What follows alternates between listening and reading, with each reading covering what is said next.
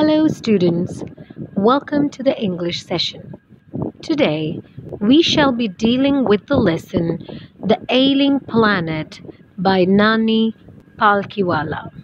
Before we start, let's analyze the title of the lesson The Ailing Planet.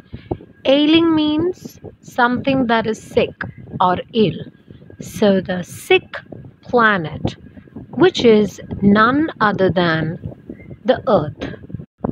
The chapter, The Ailing Planet, the Green Movement's role, comments on the deteriorating condition of our planet.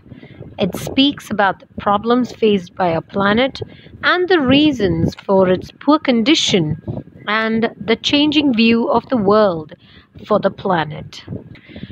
The Green Movement, which started in 1972, is one of the most important movements that captivated the imagination of the entire human race. At that time, the world's first nationwide Green Party was founded in New Zealand. The movement has been a great success since then. A revolutionary change has come in the perception of human beings, bringing in a holistic and ecological view of the world. There has been a shift from the understanding developed by Copernicus. Copernicus stated in the 16th century that the Earth and the other planets revolved around the Sun. For the first time, there is a growing worldwide realization that the Earth itself is a living organism. It has its own metabolic needs and fundamental processes which need to be respected and preserved. The Earth's vital signs reveal a patient in declining health. Humans have realized their ethical obligations to protect and preserve the needs of the planet. The concept of sustainable development was popularized in 1987 by the World Commission on Environment and Development. It defined the idea as a development that meets the needs of the present without compromising the ability of future generations to meet their needs. It means that we should pursue development for our present needs, but we should be careful about the needs of the future generations as well. Man has been considered as the most dangerous being on the planet. In the zoo at Lusaka, Zambia, there is a cage where the notice reads, "The world's most dangerous animal." Inside the cage, there is no animal but a mirror in which we see our reflection. With continuous and sustained efforts of a number of agencies in different countries, human beings are realizing that they should not dominate Earth but respect it as a partner. Man is thus learning to live in harmony with the other living species on the planet. Man's existence is shifting from the system of domination to that of partnership. There are about 1.4 million living species on Earth that have been listed.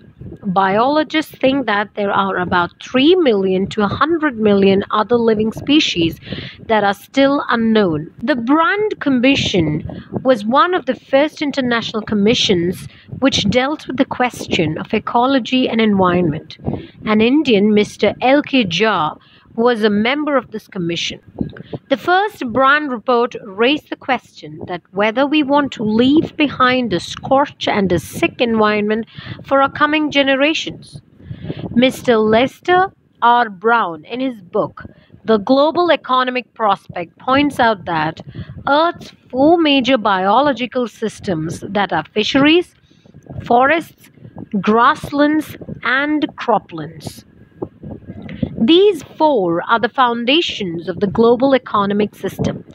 Besides providing us food, they provide nearly all the raw materials for industries except minerals and petroleum-derived synthetics.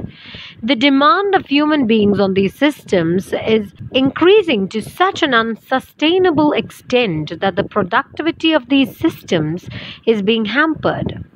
The excessive demand has resulted in deterioration and depletion of resources, leading to the breakdown of fisheries, disappearance of forests, deterioration of croplands, and turning of grasslands into barren lands. In a protein-conscious and protein-hungry world, overfishing is common. In poor countries, local forests are destroyed to obtain fuel for cooking.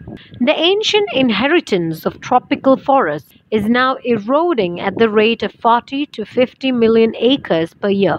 The growing use of dung for combustion deprives the soil of an important natural fertilizer. The World Bank estimates that a five-fold increase in the rate of forest planting is needed to cope with expected fuel world demand in the year 2000. James Speth, the president of the World Resources Institute, revealed the very alarming statistic that we are losing the forest at an acre and a half a second. Article 48A of the Indian Constitution states that it is the duty of the states to make efforts to improve the environment and safeguard the forests and wildlife of the country. Unfortunately, laws are neither respected nor enforced in India. Over the last 4 decades, India's forests have reached disastrous exhaustion. India is losing its forests at the rate of 3.7 million acres a year. Large areas officially designated as forest land are virtually treeless. The growth of world population is one of the strongest factors distorting the future of human society. Mankind reached the first billion mark in more than a million years of its existence. That was the world population in the year 1800. By the year 1900, a second billion was added. The 20th century has added another 3.7 billion. Every 4 days, the world population increases by 1 million. Fertility falls as income rises. Education spreads and health improves. Development is the best method to limit the population. However, development may not be possible if population goes on increasing at this rate. The population of India was estimated to be 920 million in 1994. The population of India is more than the entire population of Africa and South America together. More children do not mean more workers, it merely means more people without work. The only solution to this is voluntary family planning. Population and poverty are directly proportional to each other. Thus, control of the population should be our topmost priority. Slowly but steadily, people are understanding the concept that the entire world should be treated as an integrated whole rather than a collection of separate parts. For sustainable development of the world, everyone has to play one's role, even the industries. Margaret Thatcher and Lester Brown suggested that Earth is not our property. It passes on from one generation to another with the hope that each generation will take care of it so as to pass it on to the next with its resources intact. Thus, the chapter concludes with the beautiful lines of Mr. Lester R. Brown. We have not inherited this earth from our forefathers. We have borrowed it from our children. With this, we have come to the end of our session. Thank you and have a nice day.